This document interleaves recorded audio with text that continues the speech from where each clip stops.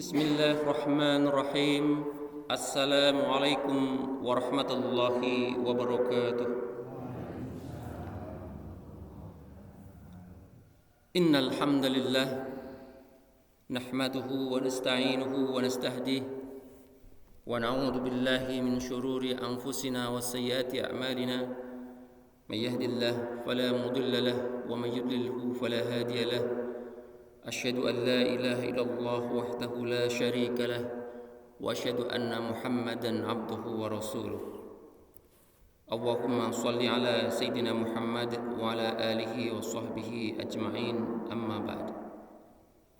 Dumateng alhamdulillah hadir akad pagi menika panjenenganipun Bapak Sunardi selaku Ketua Muhammadiyah Ranting Nurangan. Atallahu umrahu wa yasarwahu umurahu wa sahlah. Mudah-mudahan Allah memberikan kesehatan, keafiatan, juga memberikan kemudahan dan kelancaran di dalam melaksanakan tugas-tugas dan aktivitas beliau insyaallah. Amin Allahumma amin. Dumateng para rawuh sedaya, para bapak saha para ibu ingkang boten saged kawula sebataken setunggal menapa setunggalipun, insyaallah kita sedaya dipun rahmati Allah Subhanahu wa taala. Amin Allahumma amin. Sepindah semonggo kita panjenengan sedaya munjakaken rasa puja saha puji syukur kita dumateng Allah Subhanahu wa taala ingkang sampun maringi dumateng kula panjenengan sedaya mapinten-pinten kenikmatan ingkang langkung utami inggih menika nikmat iman lan Islam. Salawat ugi salam dumateng junjungan kita Nabi Agung Nabi Muhammad sallallahu alaihi wasallam ingkang kita tenggo-tenggo syafaatipun benjang yaumil kiamah. Para rawuh sedaya ingkang kula hormati, masih meneruskan muqaddimah kitab Nurul Yaqin fi sirati Sayyidil Mursalin yang ditulis oleh Al-Imam atau Asy-Syaikh Al-Khudri Al-Bajuri.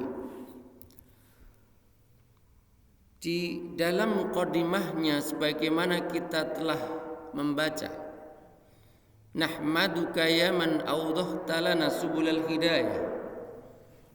Kami memujimu wahai zat yang telah menerangkan kepada kami subulal hidayah, jalan-jalan hidayah. Telah kita terangkan apa itu subulal hidayah, apa itu jalan-jalan hidayah. Wazahtam basaina gishawatal ghawayah, dan yang telah menyingkapkan, menyingkirkan dari pandangan mata batin kami ghishawah, tutupan. Tutupan apa? Al-ghawayah, kesesatan. Wa nusalli wa nusallim ala man arsaltahu syahidan wa mubasysyiran wa nadhira. Dan kami mengucapkan solawat, menyampaikan solawat, wa nusallim, dan menyampaikan salam kepada siapa? Ala man arsaltahu, kepada yang diutus oleh Allah, yang telah engkau utus. Siapa dia? Nabi Muhammad sallallahu alaihi wasallam. Syahidan, sebagai apa? Sebagai saksi. Nah, ini telah kita bahas. Salah satu contohnya Nabi Muhammad sebagai saksi, persaksian bagi umat manusia. Kapan? Salah satu contohnya ketika di alam kubur. Wa mubasysyiran wa nadhira wa da'iyan ila Allah bi idnihi wa sirajan munira. Ini insyaallah yang akan kita kaji di pagi ini. Jadi Nabi Muhammad sallallahu alaihi wasallam diutus oleh Allah, yang pertama sebagai saksi, yang kedua wa mubasysyiran. Makna mubasysyiran artinya adalah memberi kabar gembira. Sebagaimana ditulis di dalam tafsir Abdul Razak, beliau penulis kitab ini, tafsir ini mengutip hadis Nabi Muhammad sallallahu alaihi wasallam dari Muhammad bin Ka'ab Al-Qurdi. Qala Rasulullah sallallahu alaihi wasallam, Kanjeng Nabi Muhammad sallallahu alaihi wasallam beliau bersabda, laita syi'ri ma fa'ala abawaya, laita syi'ri ma fa'ala abawaya. Aduhai atau alangkah ingin tahunya aku, ma fa'ala abawaya, bagaimana keadaan orang tuaku saat ini. Dados Kanjeng Nabi Muhammad pun pengen tahu keadaan orang tuanya, Abdullah dan Sayyidah Aminah, di dalam hadis ini. Kemudian beliau mengucapkan lagi, laita syi'ri ma fa'ala abawaya, aduhai alangkah pengen tahunya aku apa yang dilakukan oleh kedua orang tuaku saat ini, sudah meninggal. Artinya bagaimana keadaan orang tuaku, mereka berdua sudah meninggal. Berapa kali diucapkan di dalam tafsir ini, mengutip hadis Nabi Muhammad ini, diucapkan salasa marrat, 3 kali. Laita syi'ri ma fa'ala abawaya, laita syi'ri ma fa'ala abawaya, laita syi'ri ma fa'ala abawaya. Begitu ingin tahunya Nabi Muhammad sallallahu alaihi wasallam tentang keadaan orang tuanya Abdullah dan Sayyidah Aminah yang sudah meninggal. Dan itu wajar sebagai putra. Dan mereka berdua meninggal pada masa fatrah sebelum Nabi Muhammad diangkat sebagai nabi. Kemudian turunlah ayat fanazalat inna arsalnaka bil haqqi basyiran wa nadhira. Sesungguhnya kami mengutusmu wahai Muhammad bil haqqi, dengan kebenaran, artinya membawa ajaran agama Islam yang benar. Sebagai apa? Basyiran, pemberi kabar gembira, wa nadhiran, sebagai pemberi peringatan. Para rawuh ingkang hormati, di dalam Al-Qur'an Allah Subhanahu wa taala berfirman, diterangkan di dalam tafsir Muqatil bin Sulaiman, wa basyiril ladzina amanu wa amilus sholihat, dan berilah kabar gembira. Fungsi Nabi Muhammad memberikan kabar gembira kepada siapa? Wa basyiril ladzina amanu, bagi orang-orang yang beriman, wa amilus sholihat, dan beramal soleh. Orang yang beriman dan beramal soleh. Maka apa itu amal soleh? Amal soleh itu adalah amal perbuatan yang benar. Kebalikan daripada amal soleh namanya amal toleh. Toleh, soleh, toleh. Amal yang ngeri artinya, amal yang jahat, amal yang tidak baik artinya toleh. Amal soleh, amal perbuatan yang baik, amal perbuatan yang benar. Apa syarat amal itu dikatakan soleh? Syaratnya ada 2. Maka kita sering mengatakan mari kita beramal soleh. Lalu amal soleh itu apa? Amal soleh adalah amal yang baik, amal yang benar. Syaratnya ada 2. Yang pertama, karena Allah. Yang kedua, sesuai dengan syariah.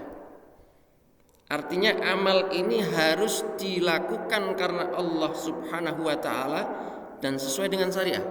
Tidak bisa satu, harus dua-duanya ada. Syarat ini harus ada dua-duanya di dalam amal ini. Kita beramal ikhlas karena Allah, tapi amalnya tidak sesuai dengan syariat. Mencuri misalnya, saya mencuri ikhlas sekali karena Allah. Nah, ini tidak bisa dikatakan amal soleh. Atau sesuai dengan syariah amal itu, tetapi tidak dilakukan dengan ikhlas karena Allah, maka amal ini belum dikatakan amal soleh. Maka sekali lagi, amal soleh, amal yang benar itu syaratnya dua. Yang pertama mesti dilakukan dengan ikhlas karena Allah. Yang kedua mesti sesuai dengan syariah. Maka iman itu selalu diiringkan dengan amal solih. Contoh, di dalam masalah akidah, kita iman kepada Allah, kita yakin bahwasannya Allah itulah zat yang patut disembah, yang harus disembah, yang wajib untuk disembah. Ini iman. Lalu cara mengamal solihkan keimanan ini bagaimana? Beramal solihnya dengan keimanan ini bagaimana?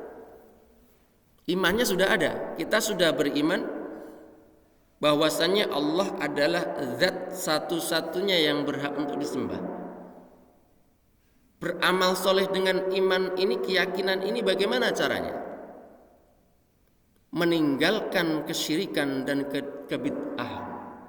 Amal-amal yang tidak sesuai dengan tuntunan syariah. Amal-amal yang tidak bisa dikembalikan kepada Al-Quran dan Sunnah.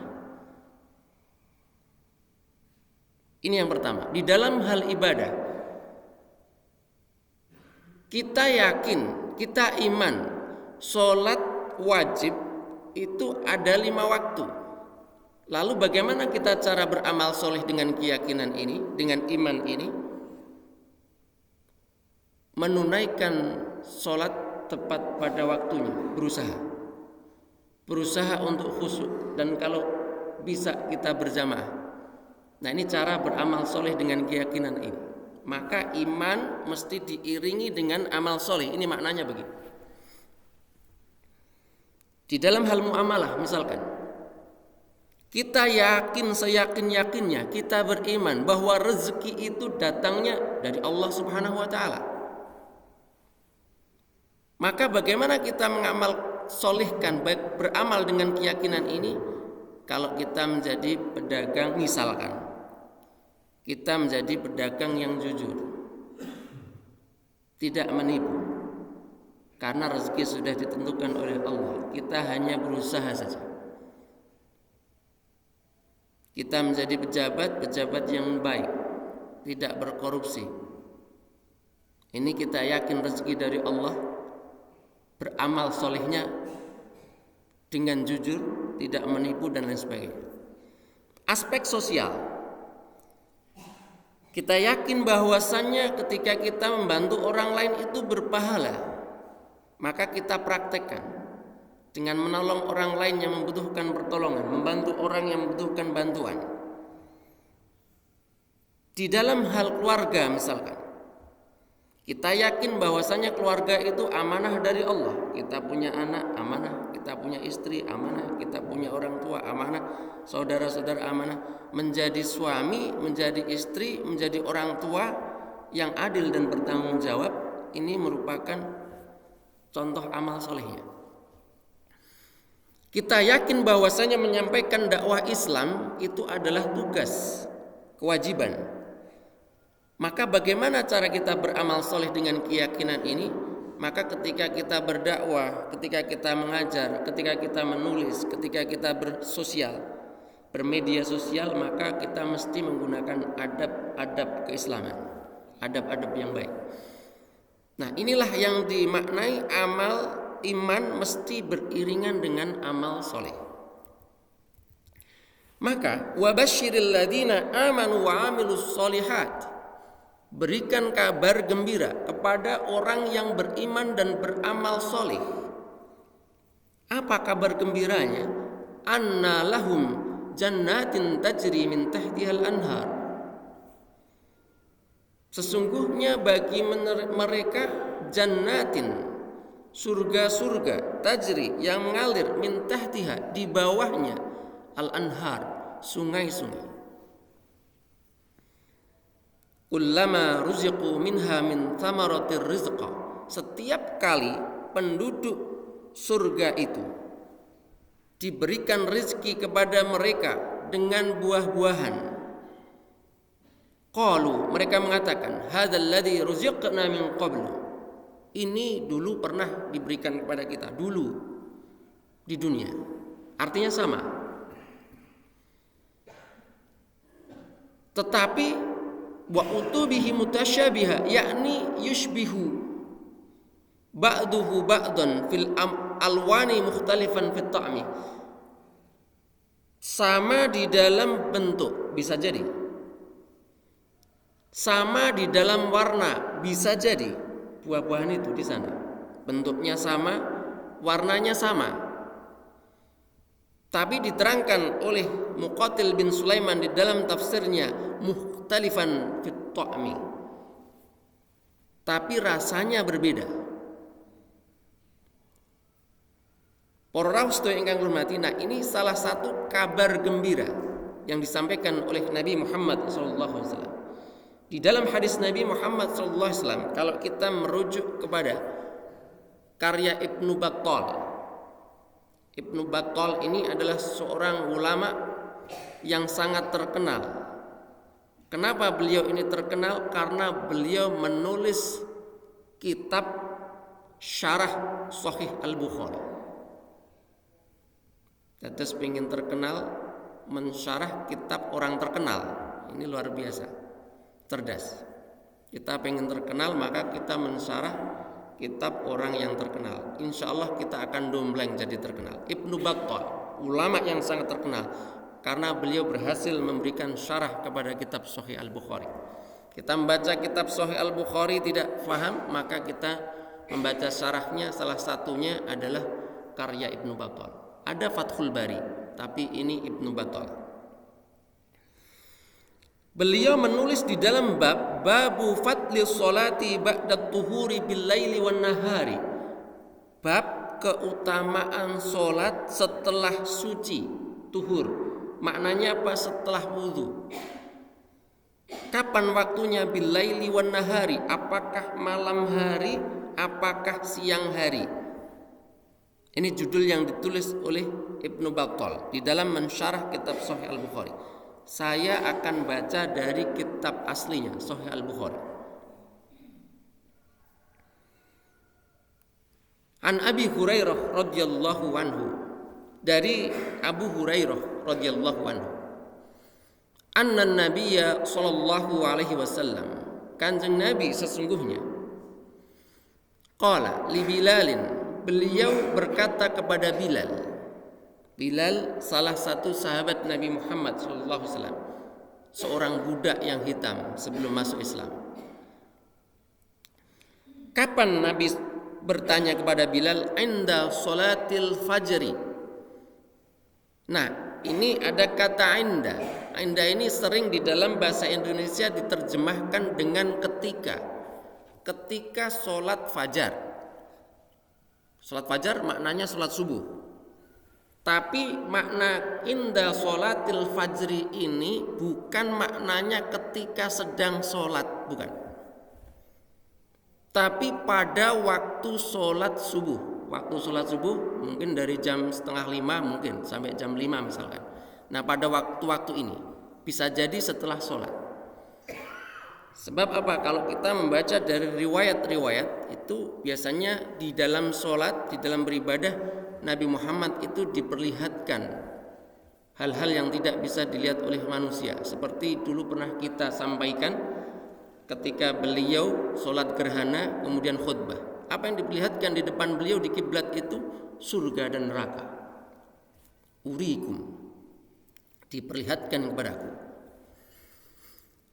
Para rawuh sedaya ingkang hormati. Nah, ketika waktu sholat subuh ini bisa jadi setelah sholat subuh.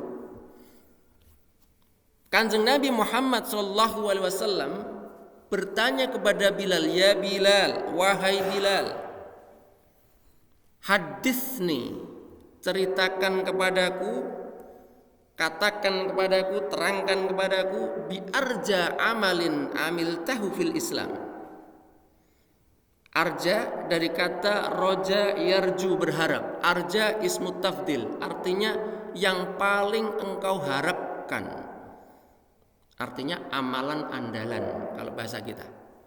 Apa amalan andalanmu fil Islam, di dalam agama Islam ini? Kenapa Kanjeng Nabi Muhammad SAW bertanya demikian? Fa inni, kata Kanjeng Nabi, sami'tu, sesungguhnya aku ini wahai Bilal mendengar. Apa yang didengar? Dafana alaika baina yadayya fil jannah. Aku mendengar suara sandalmu di depanku, baina yadayya. Di mana? Di surga. Kapan Nabi bertanya? Ketika sholat subuh.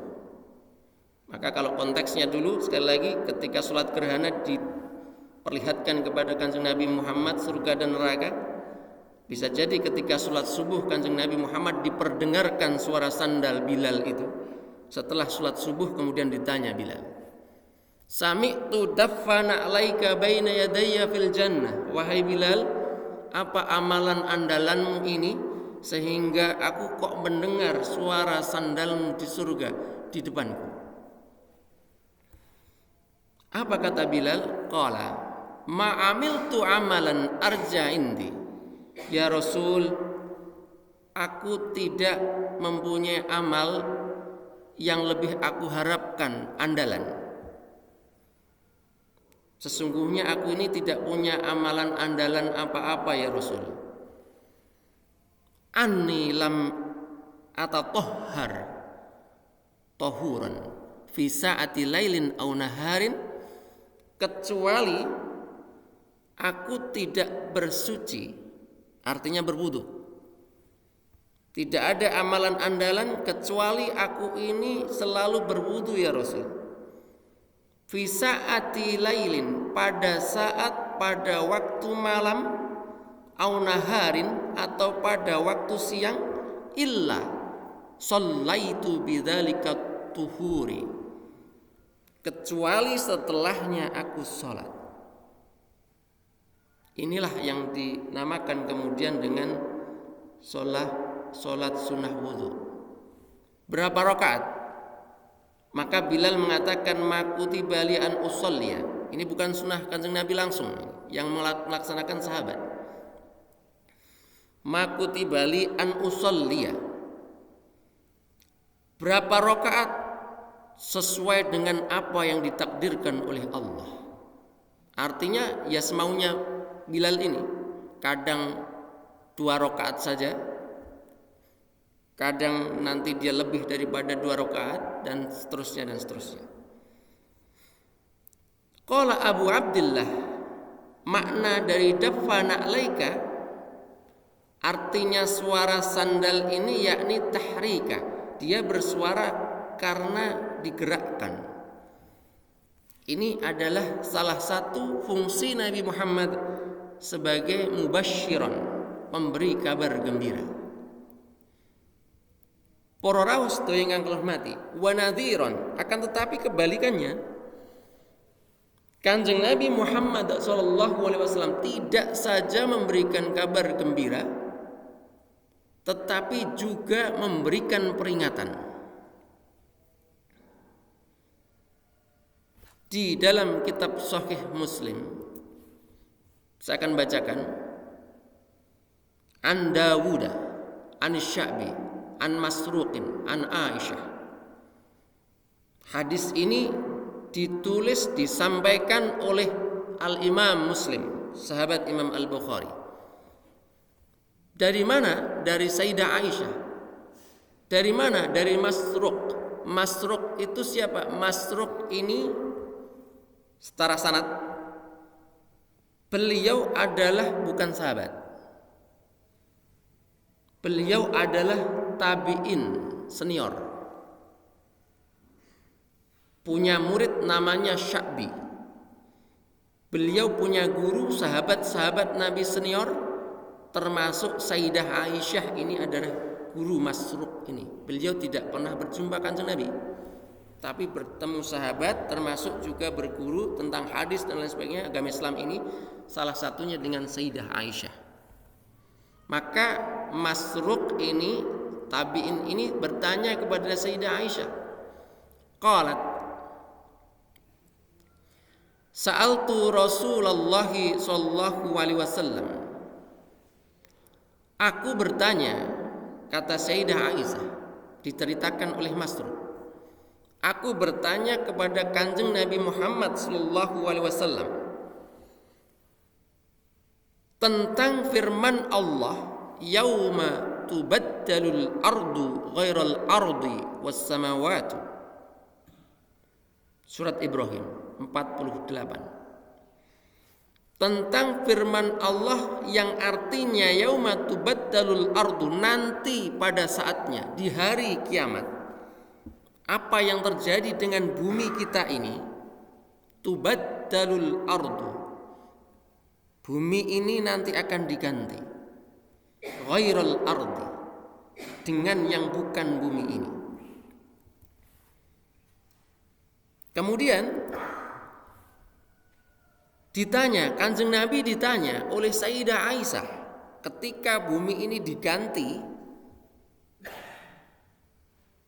fa aina yakunun nasu yauma idzin ya Rasulullah. Wahai Kanjeng Nabi, ya Rasulullah, ketika bumi ini diganti, di mana manusia ketika itu? Maka Kanjeng Nabi Muhammad SAW bersabda menerangkan, di mana ketika manusia di hari kiamat bumi ini diganti. Beliau bersabda, ala sirat, manusia ketika itu berada di atas sirat. Sirat itu jembatan atau jalan yang membentang di atas neraka jahanam. Maka diterangkan di dalam kitab Az-Zuhdu war-Raqaiq tentang zuhud dan kelembutan hati, yang menulis kitab ini namanya Ibnul Mubarak. Siapa Ibnul Mubarak? Ibnul Mubarak itu gurunya Imam Ahmad bin Hanbal, gurunya Ali Al-Madini, gurunya Yahya bin Ma'in. Tiga serangkai ini, Imam Ahmad bin Hanbal, madhab Hambali, Yahya bin Ma'in, Ali Al-Madini ini, mereka bertiga ini adalah pakar-pakar hadis ketika itu, gurunya Imam Bukhari. Ibnul Mubarak ini juga punya guru, gurunya namanya Imam Malik, gurunya Imam Syafi'i. Lalu kenapa tidak berguru dengan Imam Syafi'i? Karena beliau lebih tua dari Imam Syafi'i. Ibnul Mubarak itu meninggal tahun 181 Hijriah. Imam Syafi'i lahir 150 Hijriah. Dados Ibnul Mubarak meninggal, Imam Syafi'i umur 31 tahun. Ibaratnya Imam Syafi'i ini ulama junior ketika itu, Ibnul Mubarak sudah sebagai ulama senior. Nah, di dalam kitab ini diterangkan, Ibnul Mubarak menerangkan, mengutip hadis Nabi Muhammad, menerangkannya dengan hadis Nabi Muhammad. Fa ainan nasu yauma idzin ya Rasul. Nah, redaksinya beda. Ala jisri jahannam, di atas jembatan jahannam. Kemudian beliau menerangkan berdasarkan hadis ini, bagaimana keadaan jisru jahannam, jembatan jahannam itu. Wa inna bijanbataihi kalalibu wa hasakun. Jembatan jahannam ini yang membentang di atas neraka jahannam ini adalah jembatan yang mithlus sayfi, seperti pedang. Kemudian di sisi kanan kirinya bijambataihi kalalib itu jamak dari kalub. Kalub itu artinya besi pengait. Mungkin seperti hook, ada pengait. Kalau kita mau mengaitkan sesuatu, pengait. Tajam. Wahasakun dan duri-duri. Jadi jembatannya seperti pedang tajamnya, di kanan kirinya ada duri-duri. Ini fungsi Nabi nadhira, memberikan peringatan. Walladzi nafsi biyadihi, demi jiwaku yang ada di tangannya, kata Kanjeng Nabi Muhammad sallallahu alaihi wasallam, innahu sesungguhnya la yu'khadhu bil kallubi al-wahidi, akan diambil, akan terkena besi pengait ini manusia itu sebanyak apa? Aktsar, lebih banyak min Rabi'ah wa Mudhar, lebih banyak dari kabilah Rabi'ah, lebih banyak dari kabilah Mudhar. Siapa itu kabilah Rabi'ah? Siapa itu kabilah Mudhar? Di zaman Nabi Muhammad, kabilah ini adalah kabilah terbesar jumlahnya, pengikutnya, orang-orangnya. Maka artinya apa? Banyak sekali orang yang berjatuhan ketika menyeberangi jisru jahannam ini. Para rawuh sedaya ingkang kula hormati, maka inilah fungsi Nabi Muhammad sallallahu alaihi wasallam sebagai nadhir. Kanjeng Nabi sebagai mubasyir, pemberi kabar gembira, akan tetapi juga sebagai nadhiran, memberikan peringatan. Supaya apa? Ini tidak menakut-nakuti, akan tetapi supaya kita waspada dan menyiapkan amal-amal soleh kita, keimanan, keyakinan kita, supaya kita tidak terjebak kepada jisru jahannam. Para rawuh sedaya ingkang hormati, menika ingkang saged kawula aturaken wonten enjang menika, mbok pilih wonten kalepatanipun kawula nyuwun pangapunten. Saderengipun kita akhiri, monggo kita tutup sesarengan kanthi doa kafaratul majlis. Bismillahirrahmanirrahim. Subhanallah. Asyhadu an wa atubu ilaih. Wa bilih wonten kalepatanipun kawula nyuwun pangapunten. Billahi taufik wal hidayah. Assalamualaikum warahmatullahi wabarakatuh.